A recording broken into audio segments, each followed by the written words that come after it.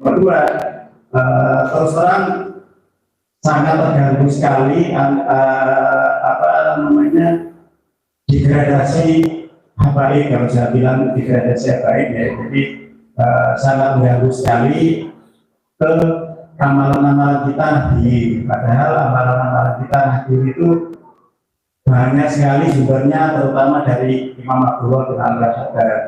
Jadi itu yang menyebabkan sebagian dari kita, satu, religiusitas berkurang, nomor dua, kepercayaan berkurang. Itu maksudnya jadi kita perlu pencerahan kembali, kesannya sakit bangkit kembali. Ya, dua pertanyaan yang biasa mungkin mewakili juga buat yang lainnya. Yang kedua, pertanyaan agak sensitif juga ya, luar biasa. Tapi ini juga penting buat diri kita begini ya. Di KBRA ini kan juga banyak juga yang mereka memilih untuk kubu maksudnya untuk anti habaib, dan saya mempersilahkan asal satu, jangan dilanjutkan dengan caci maki. Kalau panjenengan misalnya memilih untuk kelompok anti habaib, silakan. Saya tidak memaksa keyakinan orang lain, tetapi kecewa berat ketika dia keluar dengan membawa kebencian, dengan membawa caci maki. Ini saya kecewa berat. Kalau sekedar ngikut, silakan, saya nggak memaksa. Kalian masuk di KBRA pun juga saya tidak memaksa. Itu satu. Makanya saya menghormati juga. Kemarin di beberapa daerah seperti di Majalengka, karena mereka tetap menghormati saya, datang pakai rompi dan terus terang mengatakan tidak lagi baca tawasul, silakan. Akhirnya saya nggak baca tawasul di tempat itu karena menghormati mereka. Tawasul kubur enggak. Dan saya membacakan guru-guru mereka, para wali-wali yang ada di lokasi itu. Saya menghormati mereka. Kemudian mereka juga tidak mencela kita. Oh, ini yang harus dipegang. Silakan berbeda pendapat, boleh, tapi jangan sampai jadi permusuhan. Ya, jangan sampai. Yang ketiga, ini yang perlu kita tata kembali. Ini ajaran Ahlus Sunnah wal Jamaah. Saya sampai bingung dan kaget kenapa kok sekelas kiai-kiai yang ngerti kitab kok lupa dengan prinsip-prinsip aswaja. Kok lupa? Begini, ini perlu kita jelaskan ya. Mohon maaf, mungkin ada yang tersinggung, sekali lagi saya mohon maaf. Ini saya sekedar menjelaskan. Bisa salah, bisa benar. Tapi setahu saya ini ajaran Ahlus Sunnah wal Jamaah, dan ini juga live ya, bisa dipertimbangkan. Yang pertama, harus membedakan dua dimensi atau dua konteks yang berbeda.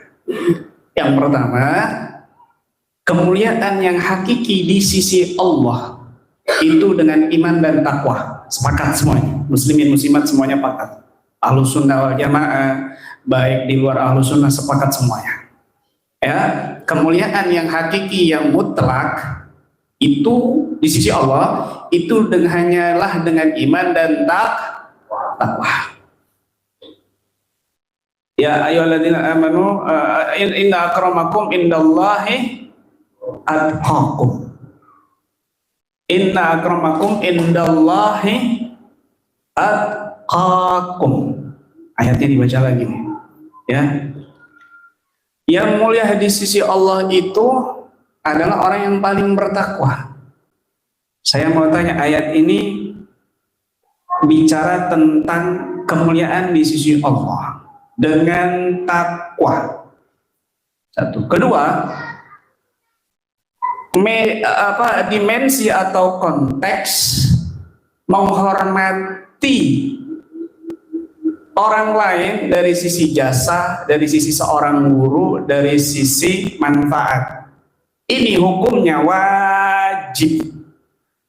Menghormati dalam konteks, dengarkan baik-baik, dalam konteks duniawi ya, seorang presiden, bupati, guru, ya, dokter, atau dia profesor, kemudian dia presiden, ya, atau dia punya manfaat, atau dia punya darah yang mulia, darah keraton, darah keturunan Wali Songo, maka ini juga hukumnya wajib. Perhatikan baik-baik ini ya. Makanya Nabi SAW bersabda, akrimu karima qaumin wa in khalafahum. Hadis sahih. Muliakanlah orang mulia satu kaum itu meskipun dia menyelisihi. Presiden misalnya, bupati misalnya, gubernur misalnya. Itu wajib kita hormati, kita muliakan. Tempatnya harus beda. Ya, petani sama gubernur, VEV misalnya. Sama aja, nggak apa-apa, nggak apa-apa. Yang mulia itu di sisi Allah bukan dengan jabatan takwa. Nggak bisa. Kamu ini zalim, tidak menempatkan pada tempatnya. Nggak bisa. Yang VIV ya orang-orang yang mulia dari sisi kehormatan duniawinya. Dan ini perintah Nabi, akrimu karima qaumin wa in khalafahum. Meskipun ya karima qaumin ini tokoh, ya, pejabat, dia ini menyelisihi kita, tidak mendukung kita, tidak ada keadilan dengan kita, istilahnya zalim. Meskipun mereka zalim, kamu tetap harus menghormati mereka. Ini ajaran Ahlus Sunnah wal Jamaah. Kamu siapa? Profesor. Oh, Habib. Oh, jangan. Orang mulia bukan dengan nasab, tapi dengan takwa. Enggak bisa. Mau Habib, mau Kiai, kalau dia tokoh, kalau dia guru, kalau dia seorang yang banyak jasa, ya harus dihormati. Wa in khalafahum, meskipun menyelisihi, dia ahli maksiat, meskipun itu oknum. Ini ya. Jadi sekali lagi, dua dimensi, dua konteks ini berbeda. Jangan dicampur. Kalau dicampur, naudzubillah, ini mungkin ya, ini pribadi saya, dia bisa murtad tanpa dia sadari. Kenapa? Karena dia mengambil ayat, membuang ayat yang lain. Dia mengambil, ini namanya dalam istilah kalimatu haq urida biha batil. Kalimat hak tapi tujuannya kebatilan, manipulasi kebenaran. Dia kalimatnya benar, ayatnya benar, tapi tujuannya menyesatkan. Loh, kok bisa? Ayat inna akramakum indallahi atqakum ini menjelaskan tentang kemuliaan yang hakiki di sisi Allah. Bukan ayat ini untuk menafikan kemuliaan nasab, bukan untuk menafikan kemuliaan orang yang punya kemuliaan. Nggak bisa itu menafikan. Loh, kok bisa? Lihat, perhatikan baik-baik hadis lain. Nabi SAW bersabda, ini hadis Bukhari. Kullu nasabin yaumal qiyamah munqati'un illa nasabi wasababi. Setiap nasab di hari kiamat itu terputus kecuali nasab dan sababku. Loh, kalau kita benturkan dengan ayat orang yang paling mulia di hari kiamat itu orang yang bertakwa, ini hadis untuk apa? Ini menjelaskan nasab tanpa menyebutkan takwa ini Nabi ini. Setiap nasab terputus di hari kiamat kecuali nasabku. Ya, ini menyebutkan tentang kemuliaan nasab tanpa menyebutkan takwa. Satu. Kedua, lihat Nabi berbangga-bangga dengan nasabnya.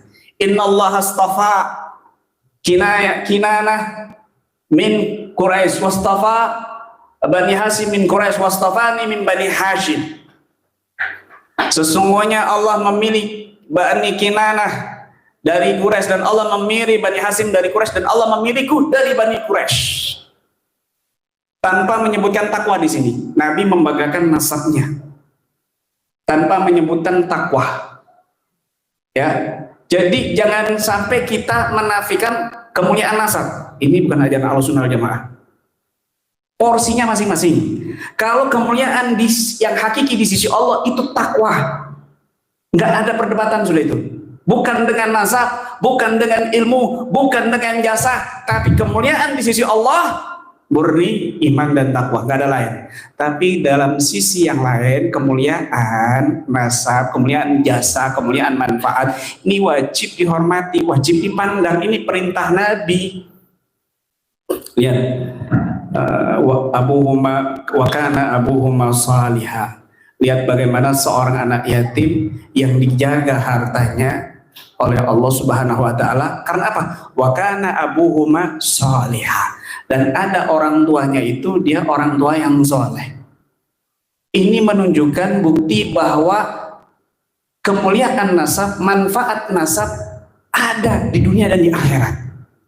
Ini buktinya di suratul Kahfi, seorang anak yatim yang dijaga harta karunnya gara-gara orang tuanya soleh. Bahkan Ibn Abbas mengatakan, ya, al-jaddus sabi, kakeknya yang ketujuh. Turunannya yang ketujuh itu diselamatkan gara-gara kakeknya yang soleh yang tujuh ini. Ini artinya manfaat menjadi nasab orang soleh itu ada manfaatnya dan wajib dihormati. Nah, mereka ini, kita ini dibodoh-bodohin, terutama yang awam-awam. Mereka kan begini nih, ini kita wajib menyelidiki nasabnya habaib. Kenapa? Karena kok akhlaknya tidak seperti Nabi. Loh, kamu mengatakan kemuliaan itu di sisi Allah dengan takwa. Kenapa menyelidiki nasab? Kenapa mengkait-kaitan akhlak dengan nasab? Ini kontradiktif ini. Kamu mengatakan ini Habib ini nggak sesuai akhlaknya dengan Nabi. Kalau dia cucunya Nabi, pasti akhlaknya baik. Loh, memang akhlak baik ditentukan dengan nasab. Kok kamu meneliti nasab gara-gara ada akhlaknya Habib nggak baik? Ini kan kontradiktif. Satu. Kedua, dia juga meyakini bahwa adanya keutamaan nasab kepada Nabi. Sampai dia menyelidiki. Nah, ini kan kontradiktif. Ini bodoh-bodoh yang awam makanya kan begitu. Nah, jadi untuk kita yang awam, yang bukan di bidang nasab, tidak usah ikut-ikut. Ya, biarkan, serahkan kepada mereka-mereka yang bahsul masail, silakan. Kita nggak usah nyakiti dengan ucapan, dengan kata-kata mencaci, mencela dan sebagainya. Jangan. Kebenaran yang hakiki itu nanti di sisi Allah. Jangan kita memastikan Allah. Jangan. Ya, jangan. Rotibul Haddad yang diambil manfaat rahasia hikmahnya itu oleh orang-orang soleh, para wali-walinya Allah, yang wali-wali kutub, ya, baik dari kalangan ajami atau kalangan nasabi dzurriyyah Nabi, itu seluruh penjuru dunia. Loh, itu kan bukan rotibnya Habib Abdul Haddad, itu rotib Al-Rifai. Itu sudah saya jawab juga detail, dan saya punya sanadnya juga. Rotib Ar-Rifai sampai kepada pembawanya pertama kali dari kalangan Thariqah Rifai yang dibawa di Malibari, kemudian dimasukkan dzikir wirid yang ke-21 di dalam Thariqah Rifai sampai saat ini. Saya punya sanadnya. Tapi mereka yang menyangkal bahwa ini wiridnya Imam Rifai, saya tanya sanadnya, mereka satupun nggak ada yang bisa menjawab. Sedangkan saya bisa menjawab detail sampai sanadnya. Thariqah ini, Rotib Haddad ini yang dibawa oleh seorang Alawi di Malibari sampai kepada Rotibul Haddad dan dijadikan wirid rutinan di kalangan Thariqah Rifaiyah. Sudah ijma mereka ini nasabnya tersambung kepada Nabi dengan suhra wal istifadah. Kita yang mau menyangkal pendapatnya Imam As-Sakhawi, yang mau menyangkal pendapatnya Ibn Hajar Al-Haytami, ya silakan. Mungkin dia punya ijtihad atau dia martabatnya lebih tinggi dari Imam Sakhawi, lebih tinggi daripada Imam Ibn Hajar Al-Haytami, ya. Itu. Kemudian ketika kita tanya, sebutkan satu ulama Ahlus Sunnah wal Jamaah saja yang mengingkari nasabnya Ba'alawi, maka mereka tidak menemukan dan tidak akan bisa mendapatkan satu ulama aswajah, satu saja yang menyangkal nasabnya Bang. Ada 2 orang, itu pun kalangan Salafi, ya, yang menyangkal pertama kali bahwa nasabnya habaib itu terputus. Nah, itu karena yang dipermasalahkan di Ubaidillah juga itu sebelum ribut-ribut di Indonesia ya, beberapa tahun yang lalu sudah ada sebelumnya, dan sama kasusnya ataupun metode membatalkannya juga sama persis. Tuh. Kemudian apalagi kalau masalah habaib ya, banyak oknum habaib yang mungkin menyakiti, mengganggu, banyak sekali. Yang memanfaatkan saya juga banyak. Yang zalim, mabok-mabokan, berzina, banyak. Tapi juga banyak mereka yang soleh-soleh, mereka yang alim-alim, mereka yang Masya Allah, diantaranya Abu Bakar Az-Zabidi yang sampai sekarang itu belasan ton, puluhan ton memberikan beras gratis ke pondok-pondok di Kalimantan Selatan dan di Jakarta. Itu saya menyaksikan sendiri dan saya dikasih tahu berasnya, ya, berasnya itu 1 ton 1 pondok setiap bulan sekali, dan nggak ada yang publikasi karena beliau nggak mau dipublikasi. Ada juga habaib teman-teman saya sendiri yang mereka ini marah sama habib-habib yang istilahnya dawir-dawir, minta-minta, kemudian membangga-banggakan nasab. Nah, ayat yang tadi itu ya, takwa itu bukan untuk membangga-banggakan nasab, nggak boleh membangga-banggakan nasab, tapi untuk disyukuri, dikasih Allah anugerah sambung kepada Nabi harus disyukuri dengan cara apa? Takwa kepada Allah, iman kepada Allah, begitu. Jadi intinya nasab orang mulia, baik dari kalangan orang soleh yang ajami, para kiai, ya, terutama orang-orang yang tersambung kepada Nabi, itu ada manfaatnya dunia dan akhirat. Jadi jangan sampai kalian berpikiran nggak ada manfaatnya nanti di akhirat. Ini bisa menyalahi ajaran Ahlussunnah Jamaah. Ada manfaatnya. Nabi mengatakan kullu nasabi sabi muqatin yaumil qiyamah ila sababi mana ila nasabi sababi. Ini satu. Yang kedua, orang-orang soleh dan banyak hadis-hadis di mana mereka memberikan syafaat kepada keturunannya. Bahkan Allah sendiri berfirman dalam Al-Qur'an, wattaba'um dzurriyyatahum biimanin wa ma alatna bihi min syai'. Dan aku ikutkan mereka, para keturunannya orang-orang beriman ini, walladzina amanu wattaba'um dzurriyyatahum biiman. Orang-orang yang beriman dan aku ikutkan para keturunan mereka karena iman mereka. Tanpa menyebutkan takwa di sini. Padahal mereka ini sempat dimasukkan ke dalam surga karena datuk-datuknya, leluhurnya orang soleh. Padahal derajat takwa berbeda-beda. Tapi di Al-Quran di situ jelas Allah tegaskan mereka dimasukkan kepada datuk-datuknya, leluhurnya yang soleh. Kenapa? Karena dengan iman tadi itu syaratnya. Meskipun takwa berbeda-beda. Bisa dipahami? Nah, intinya begitu. Jadi jangan diperkeruh, ya. Tetapi saya menghormati mereka yang menutup maslak, tidak lagi membaca lagi ratib ataupun tawasul kubur. Saya menghormati mereka. Yang penting satu, jaga lisan, jaga hati. Lebih baik introspeksi diri, dosa kita lebih banyak daripada ngurusin dosa-dosanya orang lain, apalagi dosa tokoh-tokoh habaib seperti Rotibul Haddad, seperti Habib Ali Al-Habsyi yang Masya Allah kita nggak sejaman tapi kok berani mencaci maki, padahal kita lebih yakin dosa kita lebih banyak. Sekali lagi mohon maaf atas penjelasan ini ya, jika ada yang tersinggung dan anggap perbedaan ya satu dengan yang lainnya yang perlu dihormati, bukan untuk saling bermusuhan atau mencaci maki.